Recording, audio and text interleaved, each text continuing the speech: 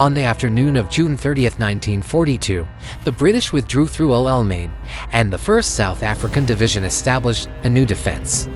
As the last vehicle passed, an ominous silence fell.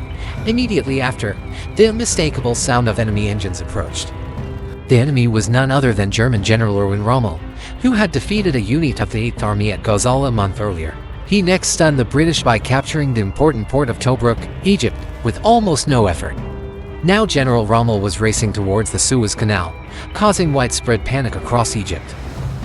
In the midst of the crisis, General Claude Auchinleck, the new Allied general, took direct control of the demoralized 8th Army. General Auchinleck quickly decided to dig trenches at Alamein. This was a position with strong natural terrain. To the north was the Mediterranean Sea, and it acted as an anchor, completely blocking the left flank of the line. And to the south are the impassable salt marshes of the Qatar Depression. And like before, General Rommel could not flank. He had to attack head-on, and he trusted his exhausted soldiers to win another victory. Meanwhile, the brand new 18th Indian Brigade unit was working day and night to build defensive fortifications on the Rawaiset Ridge. On the northern front, at 3:20 am, the German 90th Light Division began its attack, moving by truck in the dark without adequate reconnaissance. Minutes later, the vanguard strayed and charged into the South African line, the 90th Light Division coming under heavy artillery fire. Meanwhile, on the southern front, the main attacking force, the Afrika Korps, Germany's Panzer Unit, was delayed by a massive sandstorm.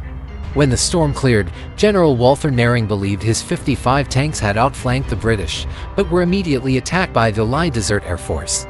As the Afrika Korps reached the Rawaiset Ridge, they were suddenly met with a heavy artillery barrage, which was held by the 18th Indian Brigade. At 10 am in response, Axis artillery, under new orders from General Nering, began a fierce bombardment of the Allies.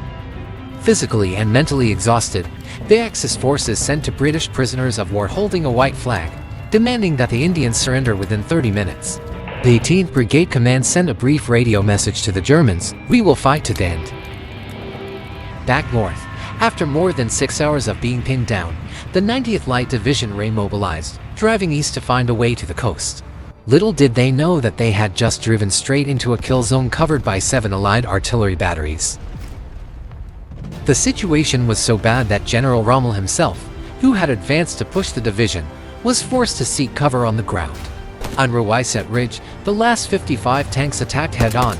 Engineers breaking through the barricades were blocked by machine guns. Despite resistance, the Germans suffered heavy casualties but had surrounded most of the Indian Brigade unit by 5:30 p.m. Isolated, the 4th Battalion of the 11th Sikh Division decided to break out of the siege. Hundreds of Indian soldiers charged straight into the German tanks. Although General Nering was ready to advance, the late arrival of the British 1st Armoured Division blocked his path. So the first day of the Battle of El Alamein ended. Both sides were exhausted, but General Rommel's lightning attack had been stopped.